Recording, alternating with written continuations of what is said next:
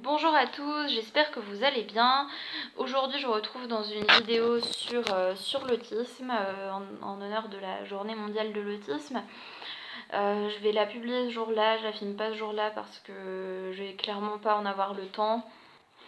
Mon temps est un petit peu serré en ce moment, je vous avoue. Après, j'ai pas trop envie d'expliquer tout ce que je fais en ce moment parce que j'ai horreur de voir des vidéos où les 3 premières minutes, c'est des choses qui n'ont rien à voir avec le titre dans la vidéo. Et honnêtement, je ne vois que ça sur YouTube, donc je vais rentrer dans le vif du sujet. Mais directement. Donc déjà, la couleur de l'autisme, c'est le bleu. Donc du coup, j'ai mis un haut bleu. Alors ça se voit pas trop, c'est vrai qu'il est bleu très très foncé, mais j'ai mis un haut bleu quand même pour montrer mon soutien aux autistes dont je fais partie en fait. Je suis autiste, voilà, je suis atteinte d'autisme de haut niveau et donc je vais vous expliquer un petit peu mon vécu, mon ressenti. Donc j'ai été diagnostiquée vers l'âge de 6 ans et voilà, j'ai vu plein de professionnels, surtout des éducatrices. J'ai c'est vrai qu'on s'en est rendu compte assez vite parce que à l'école j'avais du mal parfois à respecter les consignes, à rester en place, à interagir avec les autres, avec mes camarades, etc. etc. Et en CM2 j'ai eu un déclic, j'ai une maîtresse géniale qui m'a donné l'envie d'enseigner, qui m'a plus jamais quittée depuis.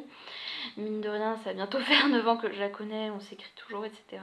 Et elle m'a été d'une grande aide. J'ai aussi eu des AVS, je pense à notamment une AVS que j'ai eue en CE2 et CM1 et celle que j'avais en seconde et première aussi.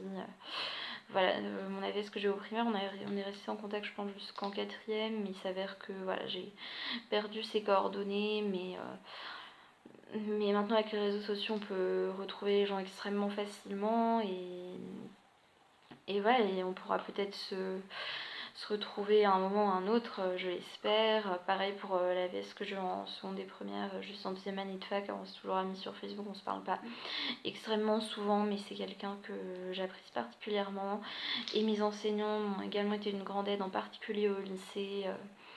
C'est vraiment, voilà, ils m'ont vraiment aidé comme j'aurais tellement pas pu demander mieux, vous pouvez même pas imaginer à quel point.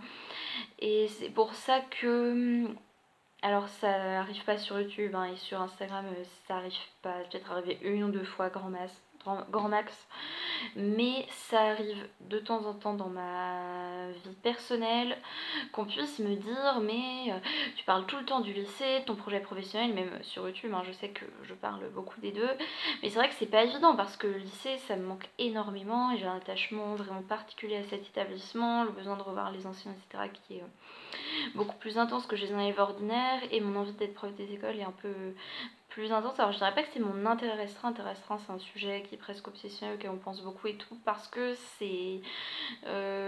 parce que je ne fais pas tout en fonction de ça mais j'ai tellement besoin que ça arrive, besoin de m'en convaincre que c'est vrai que je vais pas vous mentir, hein, les gens que je vois je leur parle peut-être pas à chaque fois mais au moins une fois que les 2-3 fois et sur Instagram je mentionne au moins une fois par semaine et tout parce que c'est vrai que c'est quelque chose qui me tient à cœur mais après j'essaie de pas trop me répéter, c'est à dire que quand j'ai besoin de me répéter pour m'auto-convaincre je me dis ok tu le sais t'as pas besoin de te répéter. Là voilà, je suis en L2 à la fac d'anglais, je rentre en L3 dans quelques mois, c'est pour ça que comme j'ai dit au début de la vidéo j'ai pas beaucoup de temps en ce moment. Après je vous conseille voilà, de trouver des professionnels voilà, qui vous correspondent bien et ça et voilà et ça et de savoir que vous pouvez réussir autant que quelqu'un d'autre et ceci dans ça que je pense qu'avec mon futur métier, mon handicap, je ne veux pas qu'il me porte préjudice. Oser dire à quelqu'un qu'il est moins susceptible de son rêve à cause de son handicap, c'est vraiment rejeter quelqu'un, à part dans des cas extrêmes, ou bien évidemment si quelqu'un rêve d'être pilote d'avion et qu'il perd la vue dans un accident, il pourra pas le faire, mais il peut trouver quelque chose qui s'en rapproche, ou quelque chose qui va lui plaire autant si vraiment il n'y a pas de solution. Mais en l'occurrence on peut enseigner en auto-autisme s'il y a des enseignants autistes. Voilà, je ne veux pas me... C'est vrai que c'est un peu compliqué pour moi de faire cette vidéo parce que je ne veux pas raviver des souvenirs trop difficiles ni rentrer dans le personnel, donc je limite vraiment ce que je dis. Mais sachez que en fait, alors ça je vous en ai parlé dans une vidéo sur mon projet professionnel.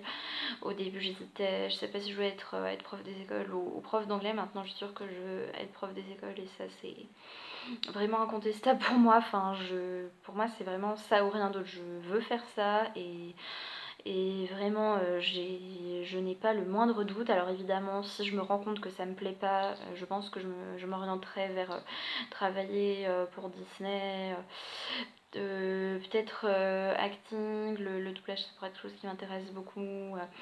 Voilà, travailler pour Disney Channel, mais c'est vraiment si je me rends compte que le métier d'un site me correspond pas et je me renseigne énormément dessus, donc ça m'étonnerait vraiment énormément que je fasse autre chose. Mais voilà, je me laisse une porte de sortie, mais si ça me plaît pas, c'est pas si j'ai pas le concours du premier coup, bien évidemment je le repasserai et je l'aurai. Et pareil pour tous les examens dont on a besoin absolument pour le faire, parce que voilà, si vous dites que vous soyez autiste, en fait, si vous avez un métier que vous rêvez de faire et que vous réussissez pas le diplôme adéquat du premier coup et que vous voulez toujours le faire, surtout renoncez pas, retentez votre chance autant de fois que vous voulez, autant de fois qu'il le faut. En fait, jusqu'à ce que vous ayez, il y a des gens qui mettent 10 ans et au bout de 10 ans, ils y arrivent. Voilà. Ça pareil, hein, j'en parle beaucoup, mais je vous en parlerai plus tout à l'heure dans la vidéo. Le fait de se répéter fait partie un peu de ces troubles autistiques.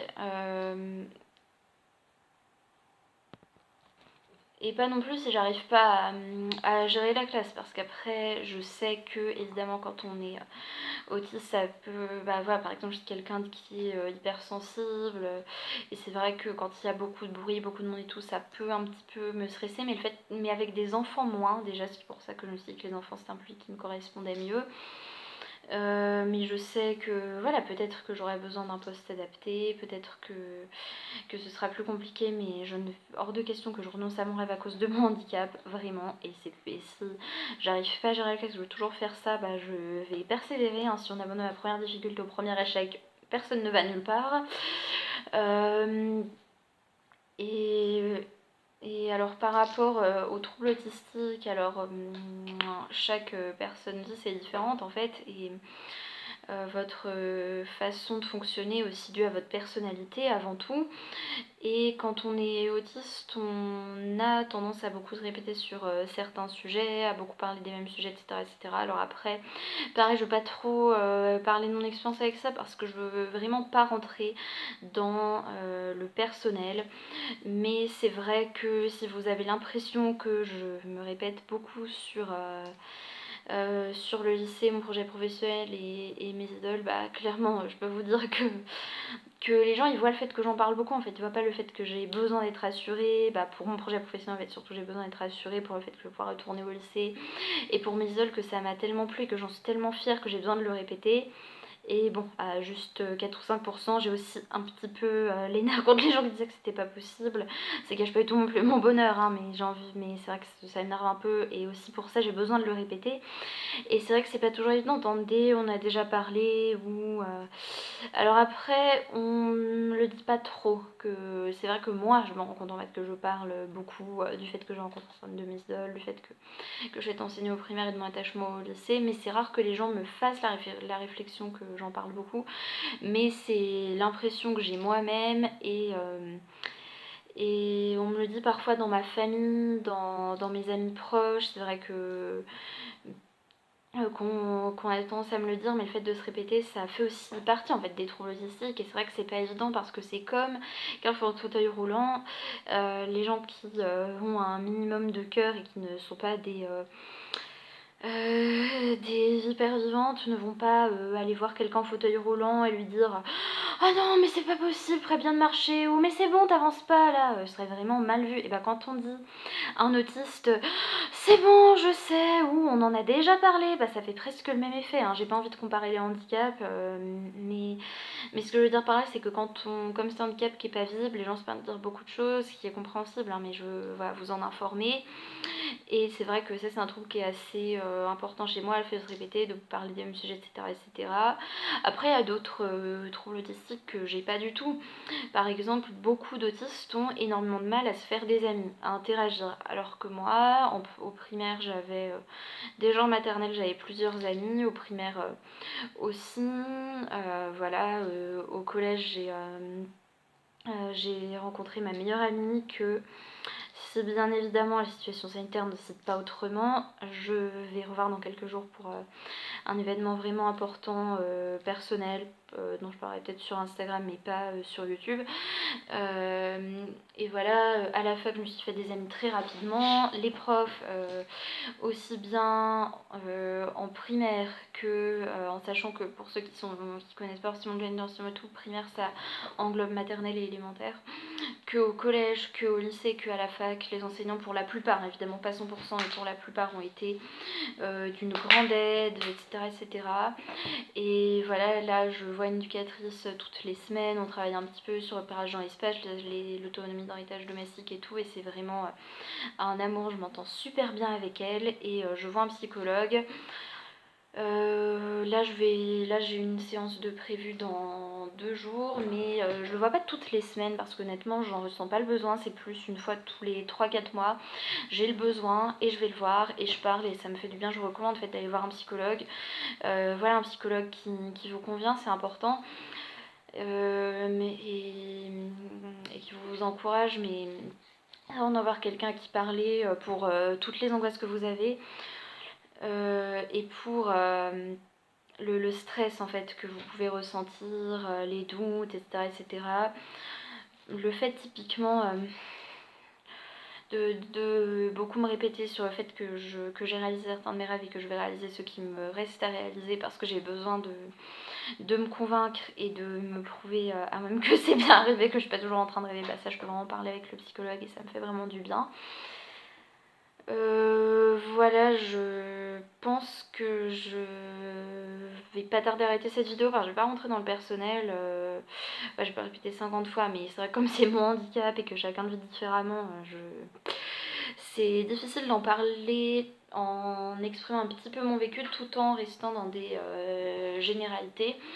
Alors du coup, j'ai 2 choses à vous dire, mais je sais plus, donc je vais être en pause pour remettre de l'ordre dans mes idées. Ne laissez jamais personne vous dire que vous êtes incapable de vivre votre rêve ou de réussir avec votre handicap. Moi, la preuve, je suis en 2e année de fac d'anglais.